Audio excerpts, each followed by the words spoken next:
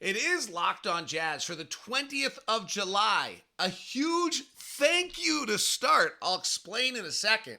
Then the latest rumors and news. Donovan Mitchell, Jazz coaching, other things of that sort. What should the price for Donovan Mitchell be, and can he return for another year in Utah, or is that out the window?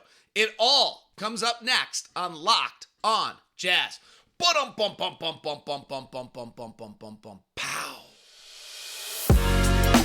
You are Locked On Jazz, your daily podcast on the Utah Jazz.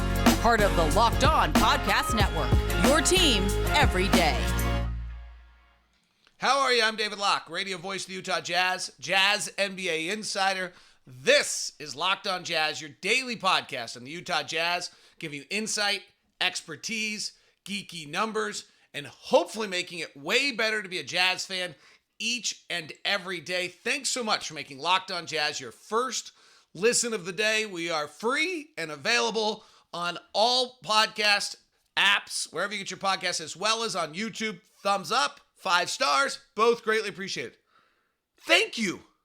This is the day in 2009, which is a long time ago, in which I started the dream I had when I was 10, 11, 12 years old, 9, we're not sure, driving the old Wasatch Boulevard with my dad, when I said to my dad, I want to be that guy. And I was talking about Hot Rod Hundley and listening to Jazz broadcasts. I want to be the radio voice of the Utah Jazz. Lifelong dream since I was literally, we're not sure, 9, 10, 11 years old, somewhere at that point. All we know is there was no 215. There was only Wasatch Boulevard. We were in Utah. I was listening to Hot Rod. And it was on this day in 2009 I was named the radio voice of the Utah Jazz. So today makes the 13th year of being the radio voice of the Utah Jazz. And I am not in any way, shape, or form ignorant of how hard that was for all of you having me follow Hot Rod and trying to probably get used to that. Frankly, I wasn't used to it. People always used to say to me, I miss Hot Rod. And I'm like, yeah, well, like, so do I. We all do. So thank you. You are the people that supported me and have allowed me to make a ton of mistakes and hopefully allowed me to get a lot better over the years and hopefully bring you a unique perspective on the team and make it better to be a Jazz fan every day. So huge thanks. 13 years. What an honor. What a gift. And hopefully, more importantly, you feel my absolute love to do it every single day. All right, let's get it to. There's so many rumors. I usually try to start with topics, and then later in the show, we'll kind of get to rumors. But the rumors are kind of what dominate our mood and our news right now. So let's get to all of them. Jake Fisher, Bleacher Report, reporting he hears there'll be no R.J. Barrett involved in a Donovan Mitchell deal to New York. That vibes. We've talked about that a little bit on the show. R.J. Barrett's kind of a funky piece, even though he's good. The question to me really is, whose contract is he a bigger asset for? He's going to have to sign extension. Ja Morant and Zion Williamson have both signed extensions. He's the 3rd pick of that draft. We did a show with more depth on this, but he's also unique in the sense that he, in one sense, he has like great counting numbers, and then when you dig in, it's like he's like one of the worst per points per drive guys, one of the worst per pick and roll guys, all those kind of things. And so it's not totally clear what his value is. From a Jazz standpoint, you would trade for him. You would probably give him an extension, and then he's in likelihood he's a trade piece. I mean, you could just run everything through him. His numbers would get really big. I'm not sure he actually hurts you in a rebuild if you're trying to win, not trying to win, and get draft position. But it's, not something that the Jazz would probably, if they take R.J. Barrett, would probably want another asset. The Knicks will probably re-sign R.J. Barrett and then trade him, because I'm not sure Donovan Mitchell, Jalen Brunson, R.J. Barrett group does a lot for him. Woj's report is that at some point the Knicks and Jazz are likely to re-engage. So that makes it sound, and Woj is pretty on it, that at this point the Knicks have made it clear what they want, the Jazz have made it clear what they want, and it's not, and they're not the same. And so now everyone's just kind of dancing around to what we started yesterday's show with before the Locked On Knicks guys interrupted us is pressure points. We're just playing around to see who gets the next pressure point. And I don't see anything that tells me this is happening by August 1st, September 1st, or November 1st. Actually, the next pressure point would probably be training camp. We'll get to that of whether or not Donovan can actually return to Utah, or whether the Knicks can go to camp without him. That would probably be the next pressure point, but there's nothing that's making this happen with any urgency, and that was my big point yesterday before we got interrupted, was that usually there's a timeline that's pushing these things. Mark Stein says he believes it's going to happen. Tony Jones, Jazz reporter of The Athletic, said the same thing. So there is a feeling still that, like, we're doing this dance and it's just going to take time because there's no pressure points. Here's what's interesting to me. Mark Stein and Tony Jones did a Spotify Live together. And Stein says that the Knicks kind of are at 4 to 5 picks and the Jazz want 7 to 8. What's interesting about that is it sounds like, well, they're 3 picks away. That could be miles away, and that could be almost nothing. So if the 4 unprotected picks that the Knicks have are in Stein's 4 to 5, and if they understand what years those are, my understanding is that the Knicks could trade the Jazz because they've acquired so many picks, consecutive years there. Obviously, the further the picks go out, the more risk there is to the team trading them, and in turn should be more value to the team acquiring them. So, whether you trade a 2029 unprotected versus 2027 unprotected seemingly is advantageous to New York if it's 2027 and advantageous to Utah if it's 2029, and probably a better analogy if you're talking 2029 versus 2025. Okay, so 2025 pick, advantageous for New York, 2029, advantageous to Utah, though it pushes us all the way out, right? So while that sounds like, oh, well, it's easy to get that done, it's super determined what those 4 or 5 picks are versus the 7 or 8 that the Jazz want. If the 4 unprotected are in there, and then we're talking about 2 of these other picks, I agree with everyone else. Then this thing gets done with some ease because now you're talking about, frankly, at that point, Quentin Grimes is the equivalent of a pick, maybe better than a pick, because if you're talking about the protected picks, always remember this kind of data point. 50% of players after the 11th pick of the draft, and I'm going to have to update this data at some point here, but 50% of picks don't become rotation players. So think about it as if you're grabbing 2 protected picks, so picks are going to be in the 20s, or early unprotected picks because these teams are going to be good in the 20s, you're probably getting a rotation player 50% of the time. Now, Danny Ainge's track record's better than that, but that's league average. And that's kind of where I think you have to expect to be in this.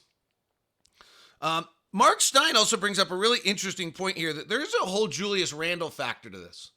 That Julius Randle still sitting on the Knicks books was a massive contract. And they need to try to, figure that out. They're going to end up, if they trade for Donovan, with Brunson, Mitchell, RJ Barrett on an extension, and Randle, 4 massively paid players, and they're going to have to navigate that. So that there is some element, to get rid of Randle, they may have to put assets in that deal so that some of the assets that would be going to Utah actually might be needed in a Randle deal, and that makes things a little more interesting or a little more difficult to get done. All right, so those are the big rumors there. Quickly, a few news notes. And really the question, what is the right price for Donovan? So we'll get into that in a second. I went through, there's been 1, 2, 3, 4, 5, 6, 7 deals that you can look at, maybe even 8 if you count Mike Conley. And to see what should be the market. Few other news notes. Jordan Clarkson will represent the Philippines in the FIBA World Cup Asian Games that take place in late August.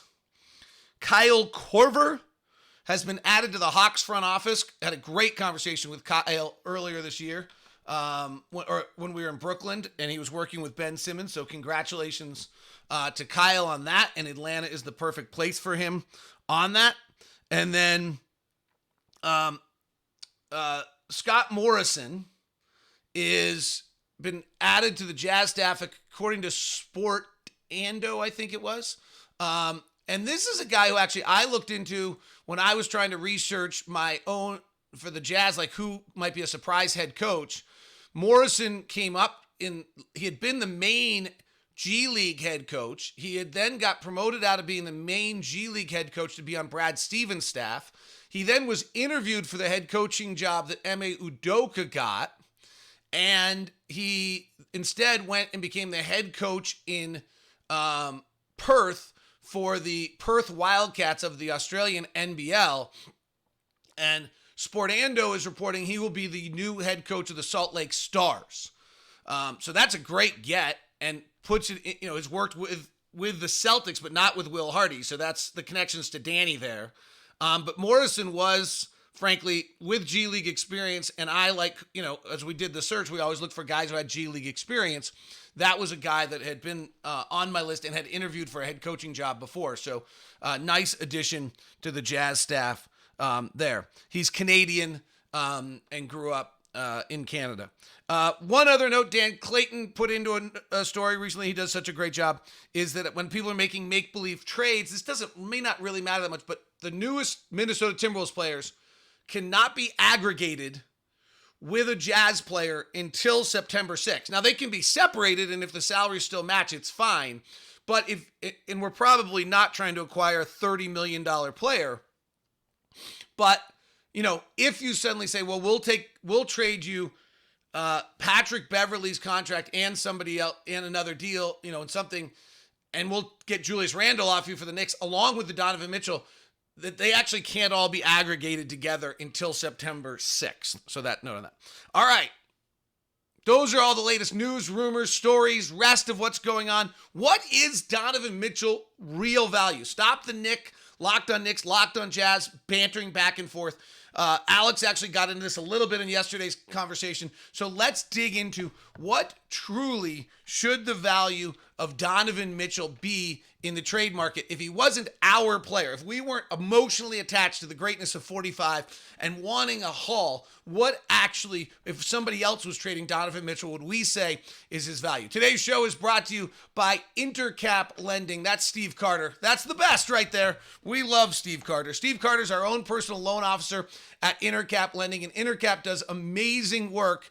Most importantly, Intercap does amazing work because they get deals done. And when you're looking for a loan officer, you want someone to help you through the process, make it easier for you, and to get you the best deal possible. But most importantly, what do you want? You want deals that are done. And when you read the reviews on Steve Carter, and every single person in Lockdown has been using Steve Carter, the reviews all say the same thing. They simply say, amazing customer service, great details, gets the job done. And this is why Intercap has grown so much over the years. Steve Carter has been our guy, and that is why, and it has been a pleasure to send you to Steve Carter. Here's an example from Kirk Hubbard. Working with Mr. Carter was by far the easiest activity I've had with respect to my home. From start to finish, it was 3 weeks from the refi all through the process, and I kept advised of the status, and accurate expectations were provided on a very frequent basis. That's what makes Steve Carter great. He's our own personal loan officer. You can email me at dlock09@gmail.com, and I'll connect you straight to Steve, and he'll get right back to you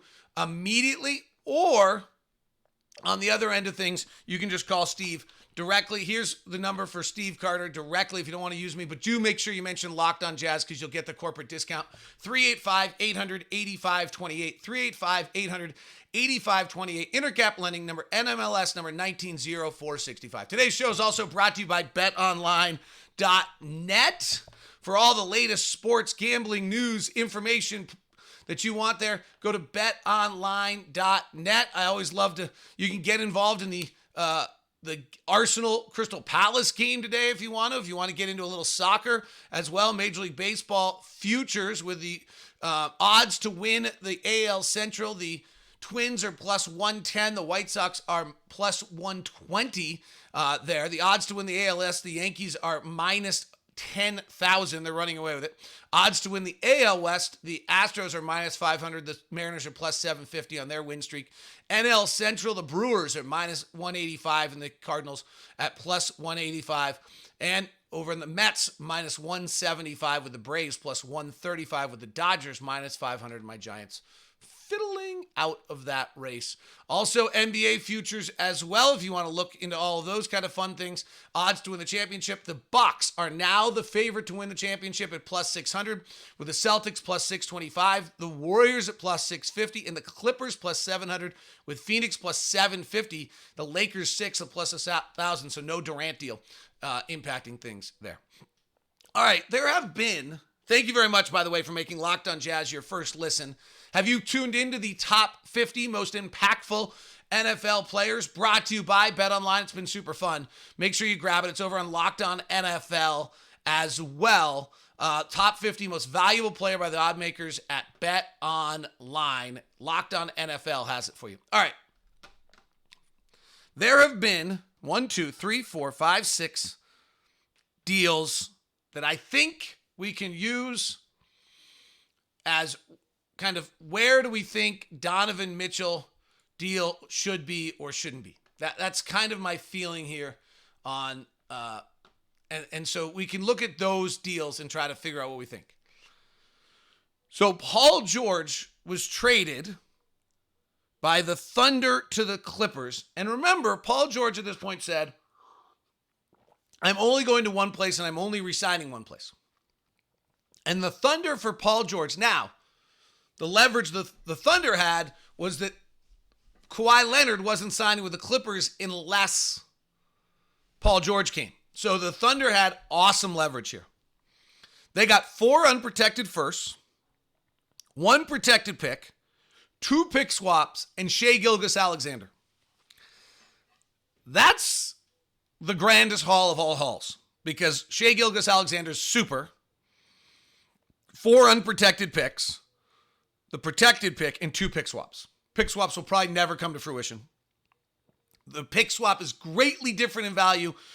In longer out, it's really valuable. Closer in, it's not very valuable because by definition, you're trading the best player to the other team, so pick swap shouldn't work. Okay, so there's Paul George. Donovan's value versus Paul George, honestly hard to tell because of those 2 factors. I think Paul George's value is higher because it brought Kawhi Leonard, right? So I think, honestly, Donovan doesn't have quite the 4 unprotected, 1 protected, 2 pick swaps, and Shai Gilgeous-Alexander only because of the Kawhi Leonard factor. But as a player, he's younger than Paul George at that point, and has a lot of similarities to him other than length. James Harden, old at this point, 3 unprotected picks, 4 pick swaps, and Milwaukee's 2022 pick. Harden's at his peak is a better player than Donovan. And if Daryl Morey knew at the time of the trade that Harden was going to do what he's doing with his contract right now, that's an interesting question. But Donovan's 20 whatever years old, 25, maybe turned 26. And I think the Knicks should feel pretty comfortable that he's going to re-sign. Like, that's part of their value. That should be their value is the fact that Donovan likely to re-sign in New York, and New York's actually had a really hard time getting free agents. Donovan is 25 until September 7th. We can aggregate contracts on the 6th, so his birthday present can be the 7th. Okay. So 3 unprotected, another first-round pick, and 4 pick swaps for Harden. Anthony Davis, who said he was pretty much going to one team, but is a bigger time top 5 prospect in the league than Donovan. Lonzo Ball, Brandon Ingram, Jason Hart, and 3 unprotected picks. So 1 player was a 3rd pick of a draft, 2 players were top 3 picks of the draft, and 3 unprotected picks. That's massive. And frankly, knowing, at the time, you don't think the Lakers' unprotected picks are worth anything. So you're really, on that one, you're saying, here's 2 star potential players. and one rotation player established in Hart, and then 3 shots at a rotation player. That's really what that was, right? When we kind of, again, think about it in that manner, that those unprotected picks are rotation players. On James Harden, 3 unprotected picks, 4 pick swaps, and the Milwaukee pick is kind of almost 2 shots at an unprotected player and maybe 2 shots at something happening.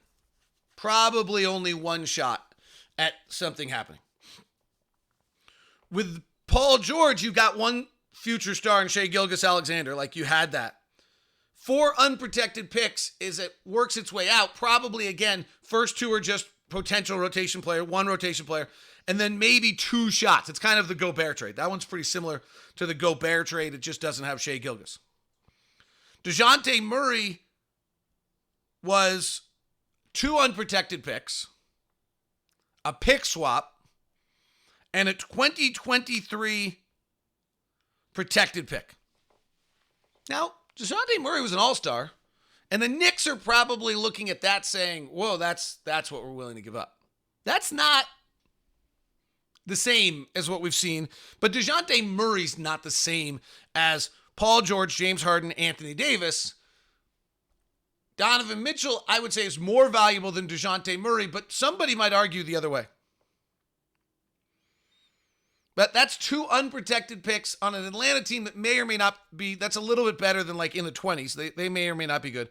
And a pick swap that, depending what you know how far out it is, again, has value. Gobert, which is the one that has everybody rattled, 4 unprotected picks. The 2022 pick, right? The pick they just got in Walker Kessler.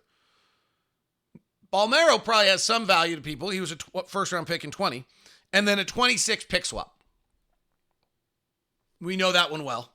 But what is that? That is probably 2 shots at a marquee player, 1 rotation player off the 2 you take a shot at, and then the Walker Kessler, so probably 2 rotation players and 2 shots at the bomb.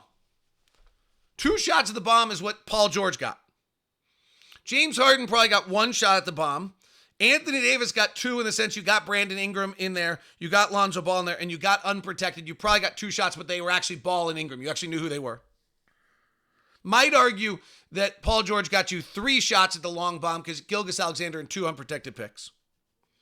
Rudy got you 2 shots at the bomb. I'm not sure DeJounte Murray got you any. Drew Holiday was 2 unprotected picks, 2 pick swaps, and then filler. I'm not sure Drew Holiday got the Pelicans much. And then Mike Conley got you, I think, by the time it was done, Grayson Allen, 2 first-round picks, protected. 0 shots at the bomb, but a bunch of rotation players. And I'd say Holiday got you 0 shots at the bomb, but some rotation players. So what the Jazz can, I think, reasonably ask for here is 2 shots at the bomb, right? If Paul George got you 3, James Harden maybe got you 1, Anthony Davis got you 2, Donovan Mitchell, you're hoping to get 2 shots at the bomb. So that's 2 unprotected picks pushed out.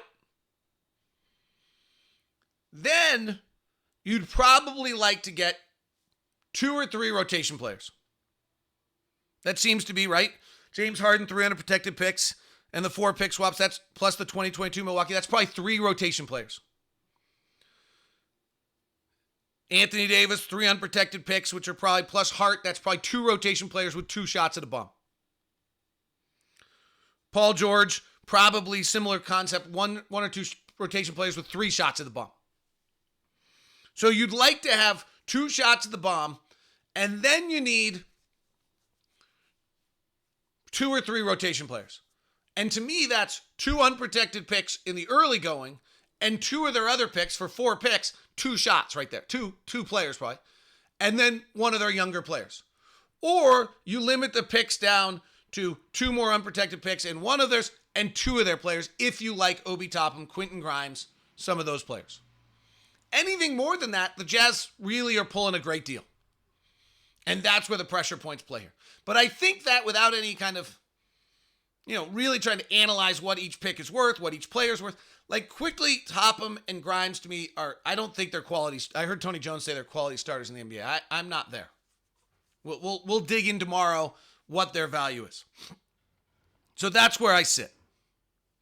All right, few other notes. Can Donovan return to the Utah Jazz in the midst of this is maybe the other most important question on all this. Thanks for listening to Locked On Jazz. Do make sure you check out our top 50 NFL players on Locked On NFL. It's been a really fun series we have going on. I don't see why Donovan Mitchell cannot return to the Utah Jazz. He's got years left on his contract. It's all been talked about, but it's been talked about for a while. And Donovan has proven to be a total star in regards to issues like this. And from Donovan's standpoint, Donovan's got, 1, he's good. 2, he's a great kid. And 3, he's got a brand to deal with. And Adidas doesn't want him causing problems, particularly if there's a chance they could get their heyday, which is frankly him moving to New York City and becoming even more high profile. The negative that all the Knicks fans are saying about Donovan Mitchell coming back to the Utah Jazz is the idea that, well, it hurts your draft position for 2023. There's some validity to that. However, the other side of this is if you're going to get more by waiting, I mean, the issue is if you're not going to get more by waiting, then don't do it. Right? Okay, so that's that would be the first thing I would say is if you're not going to get more by waiting, then don't do it. You know, we waited on the Mike Conley deal and didn't get it done. And then 3 months later, seemingly, according to at least the reports, added another pick, which is kind of the wrong way to do it. In theory, if you get less value by the less time, and then you give away more, I think you kind of want to avoid that. From a Jazz standpoint, to what we just talked about, if holding on to Donovan means you're getting another unprotected pick, or holding on to Donovan means you're getting another 2 rotation players, then the movement of your draft status from 7 to 6 to 10 or 5 to 10 or 4 to 10 isn't that dramatic. Now, the way the lottery odds work, it's flattened out a great deal more than it once was before. If you're at one of the 6 worst teams in the NBA, your chances, the top 3 are 14% to get the number 1 pick, then 12.5, then 10.5, then 9, then 7.5, then 6.0. Big difference between 6.0 and 14.0. But if you know you're not going to be a bottom 3 team when the year starts, and maybe even not a bottom 4, then we're getting into really minuscule impact of having Donovan on the roster. If the Jazz think that they can trade Donovan and get worse than every other team in the NBA, and then be one of the top 3 picks and have a 14% chance, which isn't great, frankly, for the number 1 pick. Like, you go do Tankathon, your chances of being the 14th pick. But the Knicks fans saying, well, the leverage point on the Knicks is that the Jazz don't want Donovan because they'll win too many games next year. And I agree. I think actually with our roster right now, we're like close to a 500 or so team, and you can start to manufacture and do some things there if you want to bring it down. Is so that then you're talking about a top 15 pick, top 10 pick, maybe, if you keep Don for a little while. I actually think the leverage point, the other side, is that the Knicks start the year 7 and 10 is far better for you. You're gonna get, what do you lose, right? So my point on this is, unless you know you're gonna be able to completely get to 1 through 3 in this first year, then what you lose by having Don, if you're the Jazz, on the roster, playing well, entertaining, good to watch, is 1, optionality. You could still head into the direction of, wait a sec, we're not that bad. These players get available and you don't go to the full rebuild. And 2, you gain that. You gain the ability to watch him. You gain having value. The other one is you gain that another leverage point might hit on the Knicks or somebody else in the NBA. You gain the opportunity for somebody else's desperation. What you lose is being the difference between the 5th pick and the 12th pick, the 5th pick and the 10th. That's not that big a deal. If you go look at the history of the league, that's not that big a deal. If the difference is the 12th pick to the 2nd pick, that is a decent sized deal. But if the difference is between the 5th pick, the 6th pick, and the 12th pick, you're way better off getting another 2 pieces in your package. Right? the value difference of, let's say you bring Donovan back, you win 37, 42 games, whatever it might be, you end up the 13th pick of the draft. And I think, obviously the assumption is here to somewhat in this, that if you bring Donovan back, you still could trade him some point at the deadline. And then you bring yourself from being a 40-win team, 45-win team down to a 30 whatever. And now you're picking 11th or you're picking 10th. The difference between picking 6th and 10th, 6th and 12th is less than the value of getting another 2 picks in your package for a trade. So on the argument that Knicks fans are saying, well, you can't have Donovan come back, it'd be too awkward. No, it wouldn't, because Donovan's a total stud. Will Hardy and him have a relationship, and Donovan isn't going to hurt his brand and be that person. And it gives the Jazz optionality that maybe you don't go into a rebuild.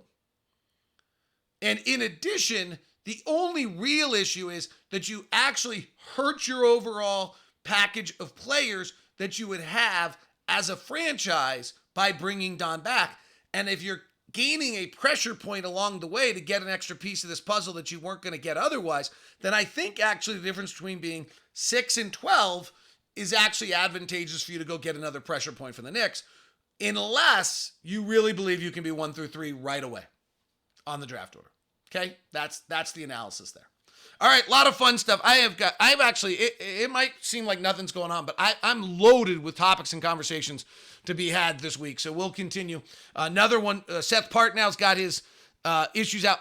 Who are Emmanuel Quigley, Obi Toppin, and Quentin Grimes that everyone's talking about? We'll dig into what their value is. Does Mike Conley have trade value? We'll talk about that this week. He was so much better than anyone realizes last year. Why have people forgotten this?